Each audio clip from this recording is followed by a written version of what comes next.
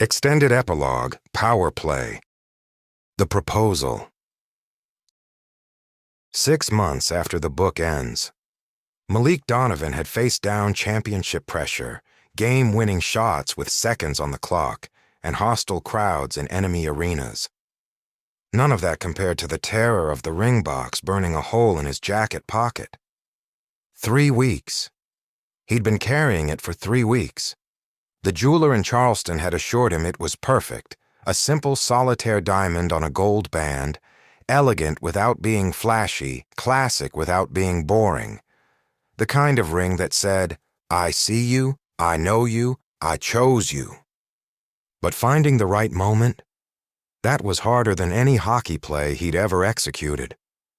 He'd considered proposing after a big Wolves win, too predictable. During a fancy dinner, too cliché, and Zora would be suspicious of fancy anything. At Christmas, too obvious and still months away. In front of her bookstore, too public, she'd hate the attention.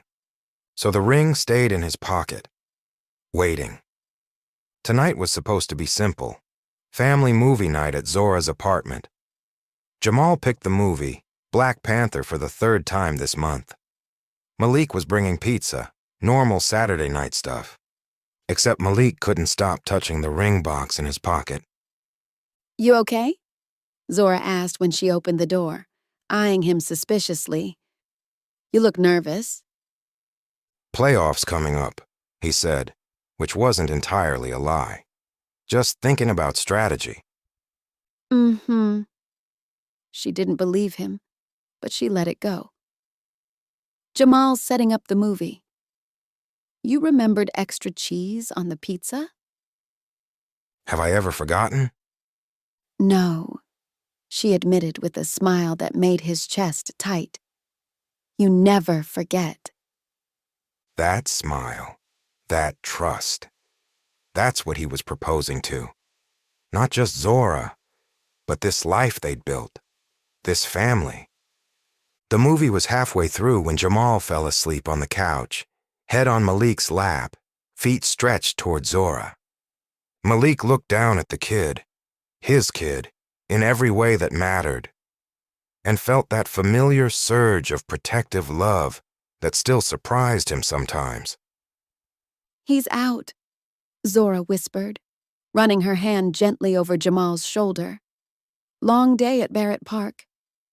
He and his friends played street hockey for hours." "Getting good, too," Malik murmured. His stick handling improved. "You've been teaching him." "Someone has to. Kid's got potential." Zora's eyes softened. "You're good with him." "Good for him." "He's good for me, too." They sat in comfortable silence, some Marvel battle playing out on screen, neither of them watching. This, Malik thought, this is the moment. Not fancy, not planned, just them. Just family. "Zora," he said quietly. "I need to tell you something." She tensed slightly, the way she always did when conversations got serious. Old habits from when serious talks meant bad news. "Nothing bad," he assured her quickly. "Actually, can you come here for a second?" Carefully, they maneuvered Jamal's sleeping form so his head rested on a pillow, then moved to the kitchen where they could talk without waking him. Zora leaned against the counter, arms crossed, waiting. Guarded but open. Malik's heart hammered.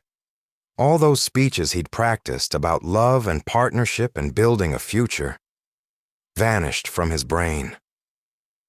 "I'm bad at words," he started. "You're better than you think." "Not tonight. Tonight I'm—" He pulled the ring box from his pocket, held it between them. Didn't open it yet. Terrified. Zora's eyes went wide. "Malik!" I need to say this before I lose my nerve." He took a breath. "When I walked into your bookstore 9 months ago, I thought I was just doing a community program. Reading to kids, good PR, easy assignment. And? And I met you. His voice cracked slightly. You and Jamal. And everything changed. Zora's eyes were already glistening. You challenged me, Malik continued. Made me face the parts of myself I'd been hiding. My dyslexia. My fear of being seen as less than. My everything. You saw all of me and you didn't run. You didn't try to fix me. You just accepted, supported, loved. Malik? I'm not done. He opened the ring box. The diamond caught the kitchen light. Jamal calls me Uncle Malik now instead of Mr. Donovan. Do you know what that means to me? I'm not just the guy dating his mom. I'm family, and I want that to be official, real, permanent. A tear slid down Zora's cheek. I know you don't need a man to complete you, Malik rushed on. You're complete all by yourself. You built a business, raised an incredible kid, created a whole life without needing anyone. But I'm not asking because you need me. I'm asking because I need you. Because I want to build the rest of our lives together. Because... Yes. He stopped mid-sentence. What? Yes. Zora laughed through her tears. Is that not the question? Well, technically... He fumbled, suddenly grinning. Zora Washington, will you marry me? I just said yes. I wanted to ask it right. She laughed, a real laugh, the kind that made her eyes crinkle. Then ask. Malik dropped to one knee right there in her kitchen, held up the ring, looked at the woman who'd changed everything. Zora Washington, will you marry me? Will you let me be Jamal's stepdad officially? Will you let me spend the rest of my life loving you, supporting you, reading to kids at your bookstore, and trying to be half as brave as you are every single day? Zora pulled him to his feet, framed his face with her hands. Yes, yes to all of it, yes to forever. The kiss was soft, then deep, then interrupted by a small voice from the living room. Are you guys kissing again? Gross. They broke apart, laughing. Jamal stood in the doorway, rubbing sleep from his eyes, looking thoroughly disgusted. Sorry, buddy, Malik said. Not sorry at all. Come here for a second. Jamal shuffled over, suspicious.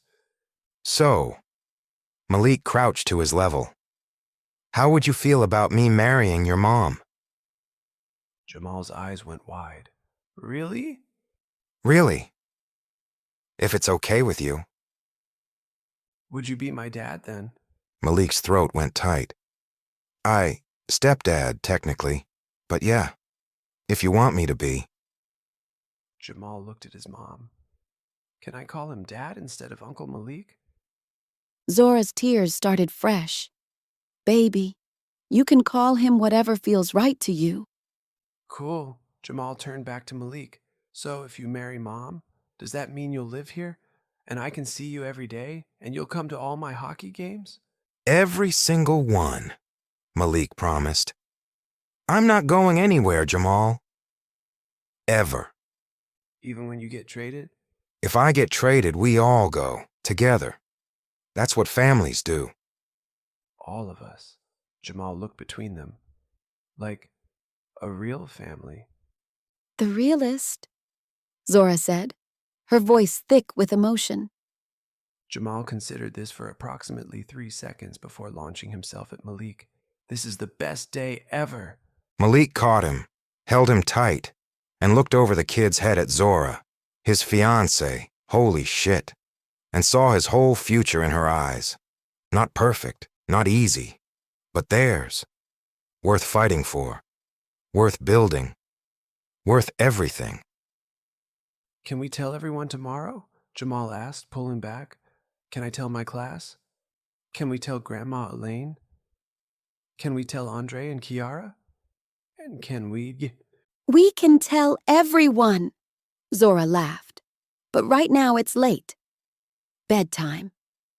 but I'm not tired anymore. Bed, she said firmly, but her eyes were dancing. Go! I'll be there in 5 minutes to tuck you in. Jamal groaned but obeyed, calling back over his shoulder, I'm gonna tell everyone tomorrow. My teacher's gonna be so surprised. And his voice faded down the hall. Malik and Zora stood alone in the kitchen again. Engaged, building a family, starting forever. He's going to tell everyone before we can even post it online, Zora said. Let him. Kid deserves to be excited. You're really ready for this?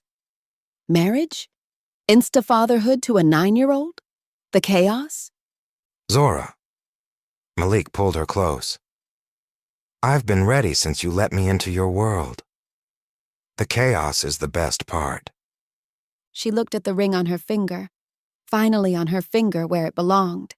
Simple, perfect, theirs. I love you, Malik Donovan.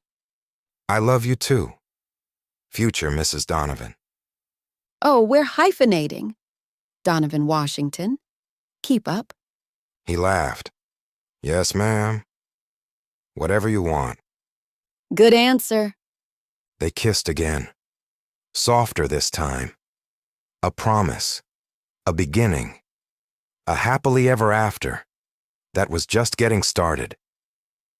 From down the hall, M-O-M! Are you coming? I want to tell you about my plan for telling everyone. I made a list. Zora pulled away with a grin. That's my son. Making lists. Our son, Malik corrected. The smile she gave him could have powered the city. Our son, she agreed. Our family. Our forever. Forever, he echoed. And for once, forever didn't sound scary. It sounded like home. The end, or really the beginning.